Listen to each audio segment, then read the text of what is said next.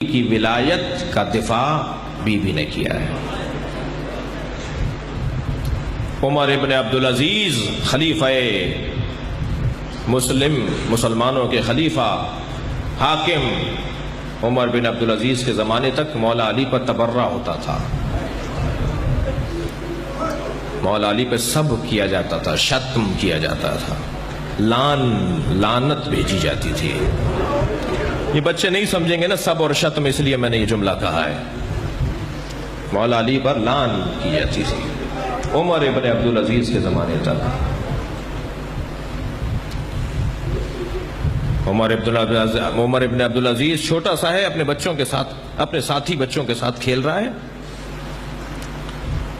کہ بچوں نے نظم بنائی ہوئی ہے، بڑوں نے اسے نظم بنا کر دی ہوئی ہے بچوں کو، یہ گایا کرو، یہ پڑھا کرو۔ بچے نظم میں مولا کو نامناسب جملے دے رہے ہیں، مولا علی پر نامناسب جملے بول رہے ہیں، لعن کر رہے ہیں، توہین کر رہے ہیں علی کی۔ تو عمر ابن عبدالعزیز کا استاد اس گلی سے گزرا جہاں یہ بچے علی کی توہین کر رہے تھے، تو اس نے عمر کو بلا کے کہا، تم جس علی کے خلاف اور جس علی کی توہین یہ جملے کہہ رہے ہو، تمہیں پتہ ہے وہ کون تھے؟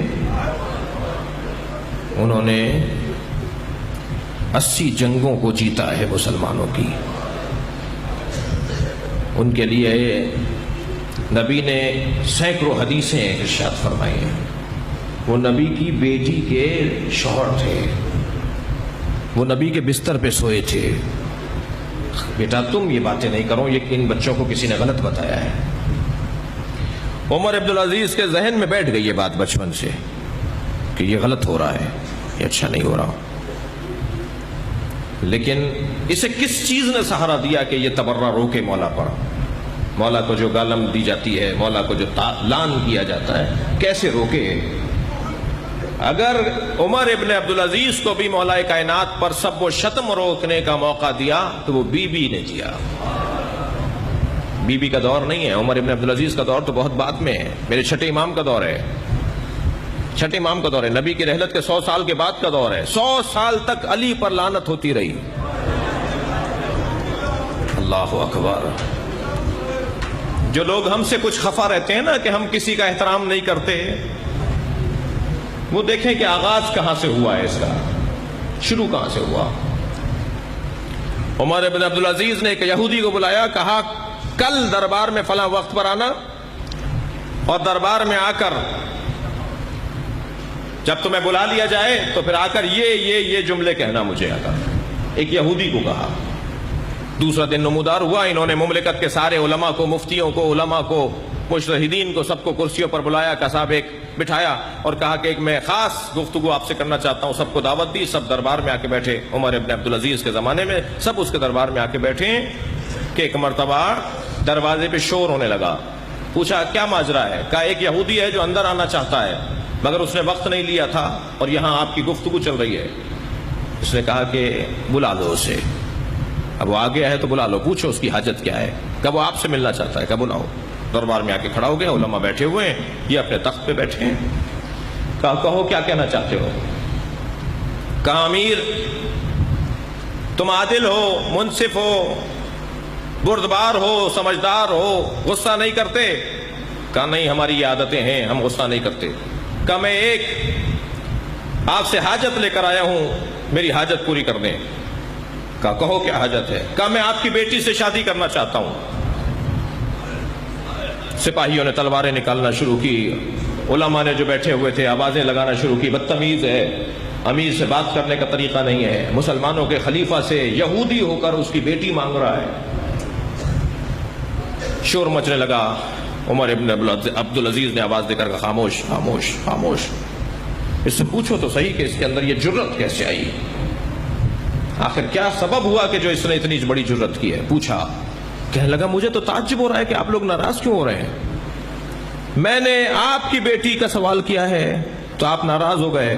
سارے مسلمان نبی کی بیٹی کے شوہر پہ لعنت کرتے ہیں۔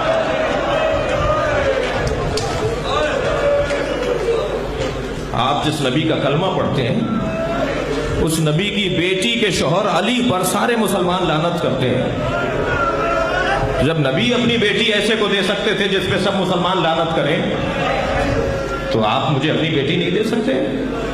گردن جھکا کر عمر ابن عبدالعزیز بہت دیر روتا رہا، جیسے آپ نے سن کے گریہ شروع کیا نا، یہ بہت دیر روتا رہا۔ اس کے رونے پہ دربار میں بھی رونے کی آوازیں بلند ہو گئیں۔